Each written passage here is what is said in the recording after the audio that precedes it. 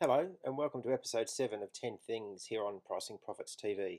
My name's Jon Manning and I'm the founder and managing director of PricingProphets.com, the world's first and only online pricing advisory service that utilises a global panel of pricing experts and thought leaders. I've just spent 2 weeks up in China and Malaysia doing a series of value-based pricing workshops, and in between these workshops I nipped out to see what interesting pricing things I could find in Asia. And here's what I found. Decimal points. This photo was taken in a supermarket in Pudong in Shanghai. What I found interesting was the off-the-shelf or above-the-shelf signage was rounded to 1 decimal point, but the signage on the shelf was rounded to 2 decimal points. As you can see here, these red shelf labels, which are a lucky colour in China, all over the place indicating that the sign's on promotion. There's huge opportunities for point-of-sale signage providers here in China. Interestingly, on the shelf signage for imported products, A, it didn't mention the price, it just mentions imported, and B, it's a different colour, blue, rather than the promotional red found in many other aisles. Number 7, Chinese or English. This is the Chinese language version of Business Week magazine, which as you can see costs 10 RMB in China and 30 Hong Kong dollars.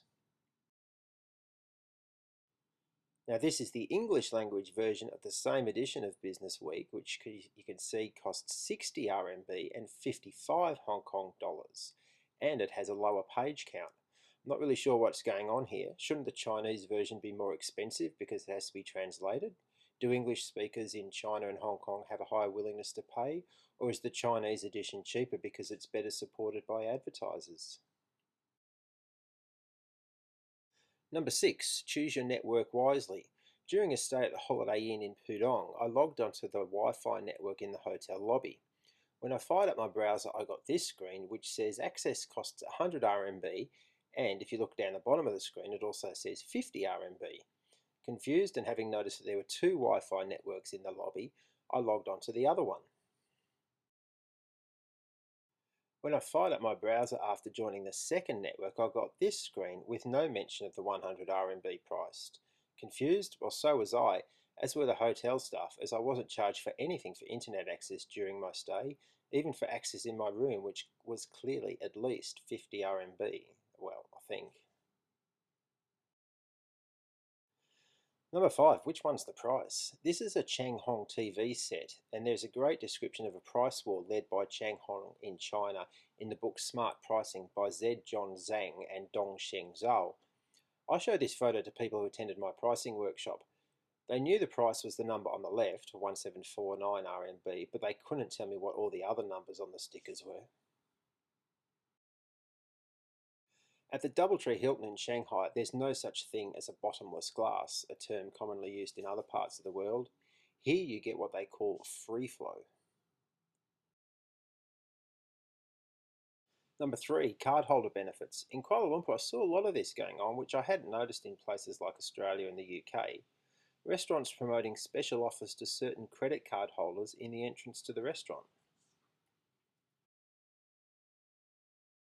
Number 2, don't do this. This is not the way you hand over your credit card in Asia. I love the way the Asians exchange credit cards with 2 hands, 1 on each corner and a discreet bow. It's like they are saying, thanks for buying this from us and having respect for our price. We in the West could probably take a leaf out of the Asians' book here. When was the last time you thanked a customer for paying the price you'd set? And number 1, everyone knows what's going on here. Finally, a sign that should be understood in most, if not all, languages. Transration not quite right. During one of my workshops, the client provided some of these UK smell biscuits as refreshments. I confirmed with my Chinese host that these are meant to have the aroma of an English biscuit. And with that, I'll sign off. Thanks for watching again. I'm Jon Manning, founder and managing director of Pricing Profits. Until next time, happy pricing.